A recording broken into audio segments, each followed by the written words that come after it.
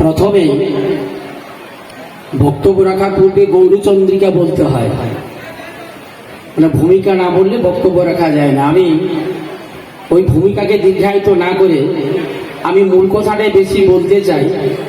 তো সেই ক্ষেত্রে আমি বলবো, প্রথমে যিনি সঞ্চালনা করছেন মাননীয় রাজীব ঘোষ ভালো সঞ্চালনা করতে পারেন, কাজে সেই ক্ষেত্রে ওনার যে মুলায়ম ভাষা হয়তো আমরা ওটা পারবো না। আমি বক্তাও বলি, আমি প্রথম থেকেই বলি এই ছোটখাটো করে যে এই আজকের যে 11-12 তারিখ এই ব্লক মহাবিদ্যালয়ের যে নবীনবরণ অনুষ্ঠান, এই অনুষ্ঠানে উপস্থিত আছেন আমাদের এই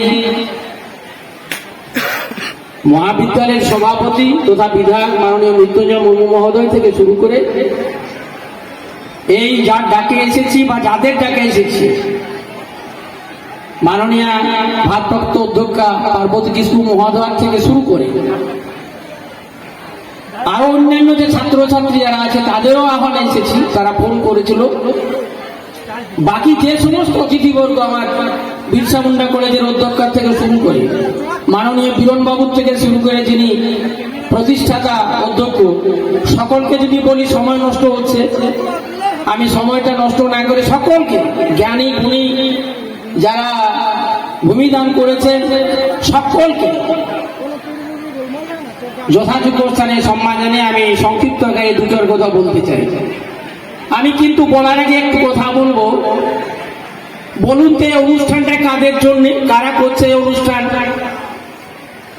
মূল অনুষ্ঠান কিন্তু ছাত্রছাত্রীদের জন্য। আমার পূর্ববর্তী বক্তা মাননীয় রাজকুমার সিংহ মহাশয় বেশ কিছু কথা বললেন। আমি যদি সর্বপ্রথম প্রশ্ন করি তিনি কি কি বললেন, এই মাইক্রোফোনের আওয়াজ কিন্তু গেটের বাইরে পর্যন্ত আছে। আমি লক্ষ্য করছি যে যতগুলি ছেলে মেয়ে এই জায়গায় বসে আছো তার থেকে বেশিরভাগ কিন্তু ঘোরাফেরা করছে। যদি বক্তব্যটা না শোনা হয়, যদি তোমরা সমৃদ্ধ না হও, তাহলে আজকের এই অনুষ্ঠানটা করার মর্যাদা কি রইল? আজকের দিনটা কিন্তু আর ফিরে আসবে না। 2023 11 অক্টোবর আর ফিরে আসবে। মাননীয় বীরেন বাবু কি বললেন যদি প্রশ্ন করা হয়,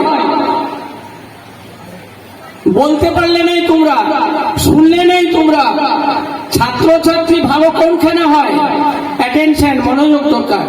আমি তো লক্ষ্য করছি এখানে বিশেষ করে ছাত্রীরা এই জায়গায় কিছুটা হলো শৃঙ্খলা পরায়ণ হয়ে বসে আছে।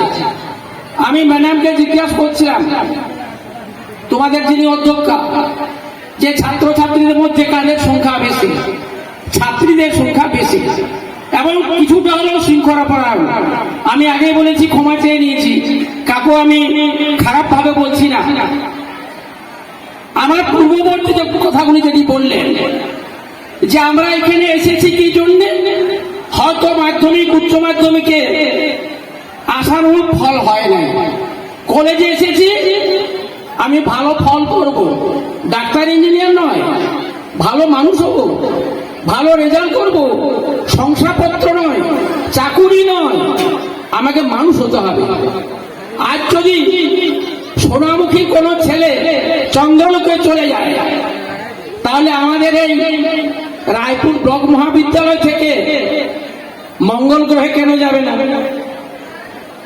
এই আকাঙ্ক্ষা যদি না থাকে, বড় হওয়ার পিপাসা যদি না থাকে, কখনো বড় হওয়া যায় না।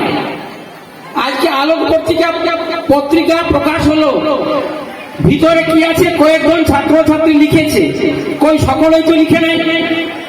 যারা আগ্রহী উৎসাহী তাদের কিন্তু লেখা আছে এখানে, তারা কিছু চিন্তা ভাবনা করেছে যার ফলে এখানে উল্লেখ আছে।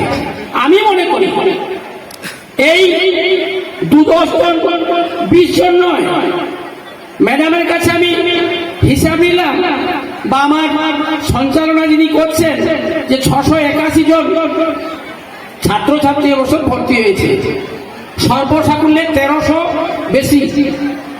তো এই যে নবীন এবং প্রবীণের সমন্বয় আজকে হচ্ছে। তো প্রবীণের নবীনের সমন্বয়ের মাঝে কি প্রয়োজন? আগামী বছর যারা নবীন এই বছর, আগামী বছর তো প্রবীণ, আবার 3 বছর যে কোর্স, সেই কোর্সটা এখন কিন্তু এই বছর থেকে 4 বছর হয়ে গেছে এবং ওই অনার্সের ব্যাপারটা না।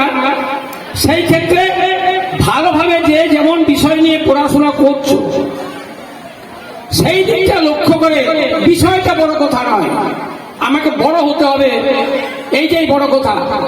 যিনি দর্শন শাস্ত্র নিয়ে দেশের রাষ্ট্রপতি হয়েছিলেন, সর্বপল্লী রাধাকৃষ্ণ, শিক্ষক দিবস যেখানে পালন আমরা করি, তিনি দর্শন শাস্ত্র নিয়েছিলেন এবং তার অবস্থা ভালো থাকে নেই, বাড়ির অবস্থা, কিন্তু তিনি শিক্ষক থেকে রাষ্ট্রপতি হয়ে গেছিলেন। কাজেই সেই ক্ষেত্র বিশেষে আমরা চিন্তা করব কি আমরা ভালো হব, বড় হব, মানুষ হব। দিন যায় রাত আসে, রাত যায় আসে দিন, এরই মাধ্যমে এরই মধ্যে দিন দাগ কাটে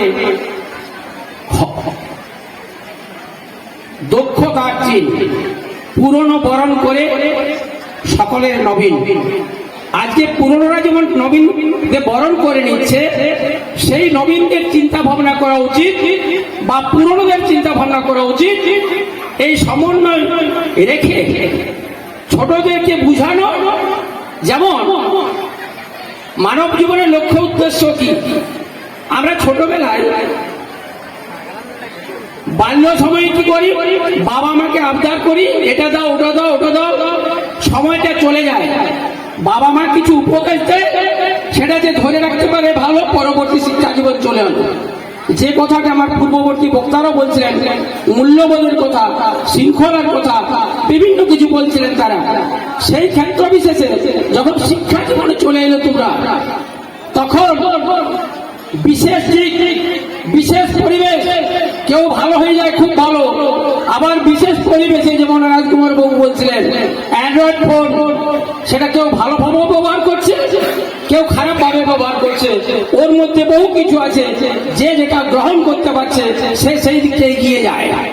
সেই ক্ষেত্র বিশেষে আমি শান্তিবাবু যা কথা বললেন, আমাদের ম্যাডাম বিরসা মুন্ডা কলেজের অধ্যক্ষা অঞ্জলি মন্ডল মহাশয় সব কথা বললেন, মাননীয় বীরেন বাবু যে কথাগুলো বললেন, বা সেই সঙ্গে রাজকুমার বাবু যে কথাগুলো বললেন, আমরা যদি সেগুলো রূপায়ণ করতে পারি তাহলে বলবো উনারা যে বক্তব্য রাখলেন সেই বক্তব্য রাখার সার্থকতা আছে। এবং তোমাদের উদ্দেশ্যে কথা বলা হয়েছে। এই ক্ষেত্রে আমাদের অধ্যক্ষা, এই বিদ্যালয়ের বা প্রেসিডেন্ট, তারা দুজন যদি চেষ্টা করেন যে ভালো করব কলেজটিকে, পরিকাঠামো উন্নয়ন, সার্বিক উন্নয়ন, কিন্তু উন্নয়নটা বিশেষ কিসের দরকার, ছাত্রছাত্রীদের পঠন পাঠনের মান উন্নয়ন।